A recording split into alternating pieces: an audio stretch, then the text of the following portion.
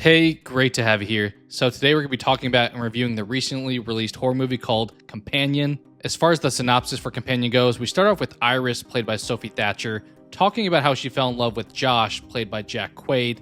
And they do what I kind of dislike in movies, where they tell us the ending in this grocery store opening. The couple heads to this Russian guy's house where a few of Josh's friends are, and without going into too much detail here, things start to spiral a little bit out of control when Iris realizes she's actually a robot and was brought there to kill and then to be blamed, while Josh intends to steal the money from the victim. It's kind of weird because at the beginning of the movie, they hide a little bit of the robot aspect for a bit, but the marketing material made it very obvious that that was a component of the film, and they're not so subtle with some dialogue hints at the beginning with things like Iris saying, "I wasn't built that way," implying that she may be a machine. But I guess with that introduction, maybe they're trying to give us from Iris's perspective as far as what she realizes. The characters here, I feel like, were strong across the board. Sophie Thatcher is kind of becoming one of the go-to female horror icons these days, in the way that a lot of people view Jenna Ortega.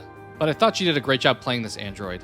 Jack Quaid as Josh I thought was pretty well done too, playing a similar role to how he is in The Boys or Scream, where he's kind of that nerdy type of character, but also trying to be a tough guy. Although I will say he doesn't always work for me as the main villain of a movie. Lucas Gage is the other recognizable face here, being in things like Smile 2, which I do still need to watch. He was alright, but I thought his mannerism change was kind of jarring when we realized something with his backstory. Jumping into some of the pros and cons, starting with the pros, the first one being sci-fi and horror is a genre mix I really appreciate. The robot inclusion was reminiscent of things like Ex Machina or the game Detroit Become Human, if you're familiar with that. Second pro of the film, I'll say I enjoyed the suspenseful scenes, like when Iris is approached by the cop. And building on that, I thought it was fun how Josh would have one dilemma that he was facing, then have it go wrong, and then now be faced with a bigger dilemma to fix. It was a pretty neat snowball effect of chaos and bodies piling up. And then my third pro of the film, I really like the setting for this movie. This remote lake house and nearby woods provided a simple yet effective backdrop for the story.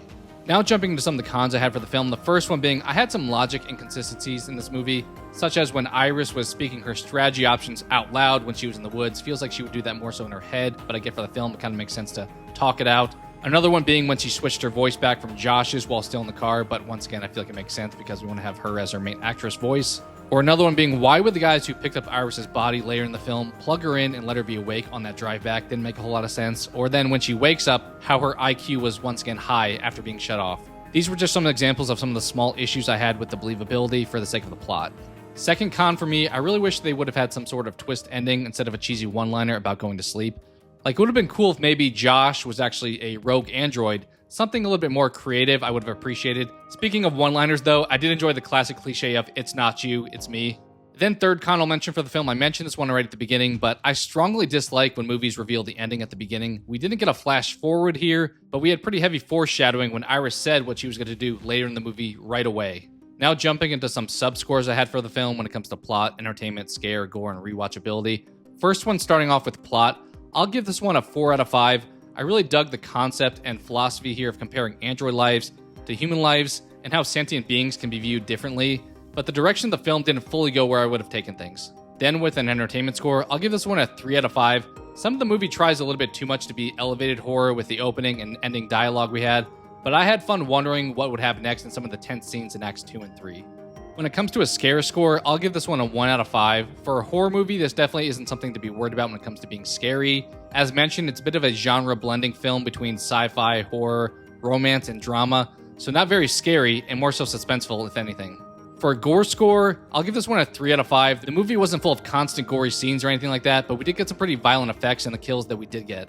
And then looking at rewatchability, I'll give this one a 2 out of 5. I realize this is probably a little bit low, but after finally giving it a watch, I'm glad I checked it out, but I don't really see myself rewatching it anytime soon. I really feel the need to watch it again with others.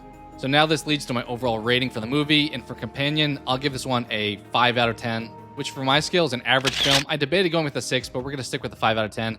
There was a lot of hype around this movie, and I went into it hoping for really great things. I don't think anything really overly innovative was done here, but I do appreciate it as an independent story.